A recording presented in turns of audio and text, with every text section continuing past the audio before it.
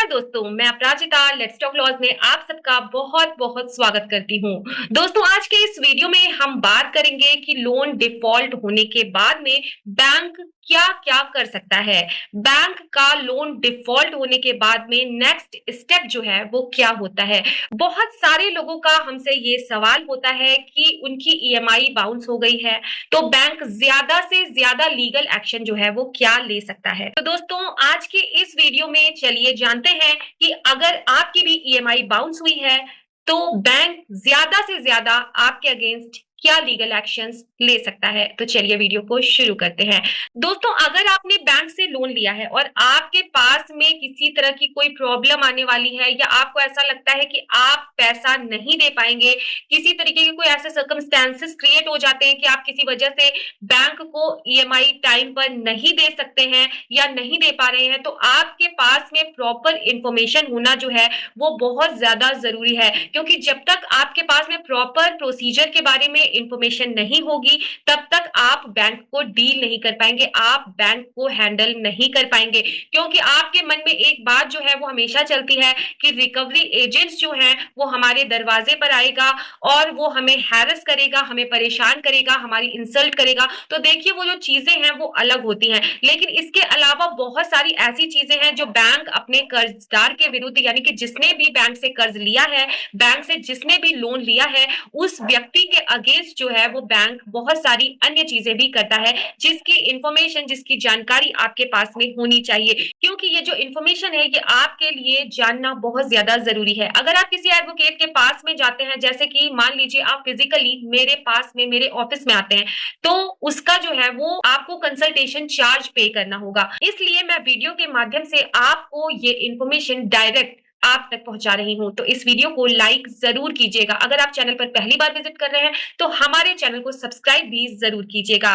दोस्तों जब भी आपके पास में कोई अनसिक्योर्ड लोन है या फिर मान लीजिए आपने कोई सिक्योर्ड लोन ले रखा है, दोनों लोन में रिकवरी के जो तरीके हैं, वो अलग-अलग होते हैं। तो अनसिक्योर्ड लोन जो होता है, उनमें सबसे ज़्यादा परेशान जो है वो बैंक करता है, क्योंकि वो आपके खिलाफ रिकवरी एजेंट भेजता है, वो आर्बिट्रेशन करा देता है। अगर आपका ईसीएस मैंडेट है बैंक के थ्रू, तो आपका ऑनलाइन डेबिट होता है हर महीने ईएमआई। तो इस सिचुएशन में ईसीएस बाउंस का केस आपके ऊपर हो सकता है। किसी भी दूसरे शहर में जो चेक बाउंस जैसा ही होता है, आप दूसरे शहर से मान लीजिए आपको सम्मन आएगा, आपको वहाँ पर उस कोर्ट में अपीयर होना पड़ेगा और आपको वहाँ पर केस लड़ना होगा, वहाँ पर आपको एडवोकेट को हायर करना पड़ेगा, आपको वहाँ पर एडवोकेट की फीस पे करनी पड़ेगी, आपके आने-जाने के एक्सपेंसेस लगेंगे।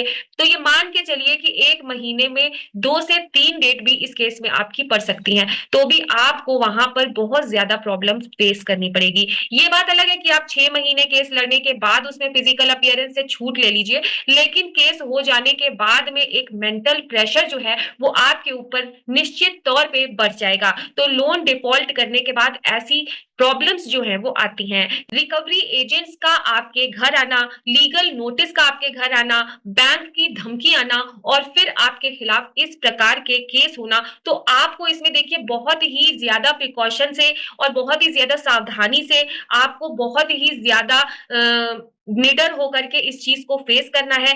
अगर आपने इन सारी चीज़ों को फेस कर लिया, तो आप ये देखेंगे कि सारी चीज़ें आपके अकॉर्डिंग होने लगती हैं। हमेशा याद रखिए कि जब आपका अकाउंट एनपीए हो जाए, तो फिर आप उसको सेटलमेंट में लेकर जाइए, क्योंकि जब भी आपका सेटलमेंट करने का मूड हो या फिर जब भी आपके पास सेटलमेंट करने के लिए पैसा हो, ये सारी चीज़ें बैंक रिकवरी करता है, वो सारा का सारा कुछ काम नहीं करता है। यानी कि आप अगर सेटलमेंट के लिए पैसा रखे हुए हैं, तो आपको किसी भी तरीके की कोई भी परेशानी नहीं आने वाली। लेकिन जिनके पास में पैसा नहीं है, वो बहुत ज़्यादा सावधान रहें, क्योंकि बैंक से सेटलमेंट की बात वो करते रहें, क्योंकि देखिए जब आप बैंक से सेटलमेंट की बात करते हैं, तो फिर उस सिचुएशन में उसके बाद में उतना हाई तरीके से आपसे रिकवरी वो नहीं करते, ना ही आपके वो दरवाजे पर या आपके घर पर बार-बार रिकवरी एजेंट्स को भेजेंगे। क्योंकि देखिए जब आप पैसा देने से इनकार करते हैं या फिर ये डायरेक्ट आप कह देते हैं बैंक से कि हमारे पास पैसा नहीं है, हम पैसा नहीं दे पाएँगे, तो फिर वो गलत तरीका होता है, क्योंकि देखिए बैंक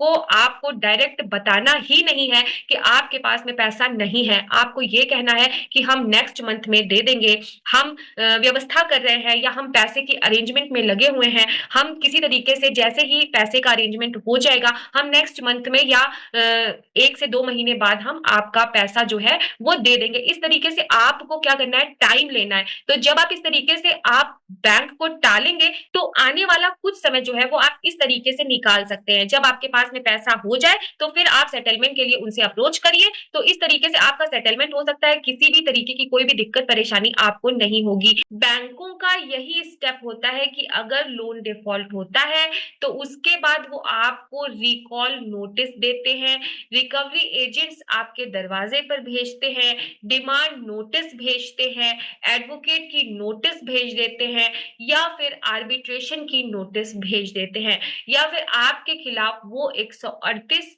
में चेक बाउंस अगर हुआ है तो चेक बाउंस का मुकदमा कर सकते हैं।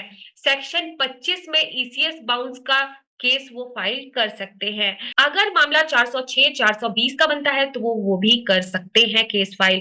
तो इतने सारे वो आपसे रिकवरी के स्टेप ले सकते हैं।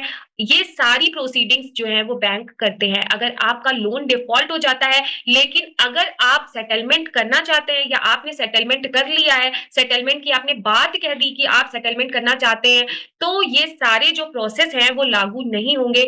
दोस्तों, आपको कुछ समय का टाइम ज़रूर मिल जाएगा। तो दोस्तों, उम्मीद करती हूँ कि आपको ये वीडियो पसंद आई होगी। अगर आपको ये वीडियो पसंद आई हो, ये इन्फॉर्मेशन पसंद आई हो, तो इस वीडियो को लाइक ज़रूर कीजिएगा। साथ ही अपने फ्रेंड्स एंड फैमिली के साथ ज़रूर शेयर कीजिएगा। हमारे चैनल पर पहली बार विजिट कर रहे हैं तो हमारे चैनल को सब्सक्राइब करके सपोर्ट ज़रूर करिएगा।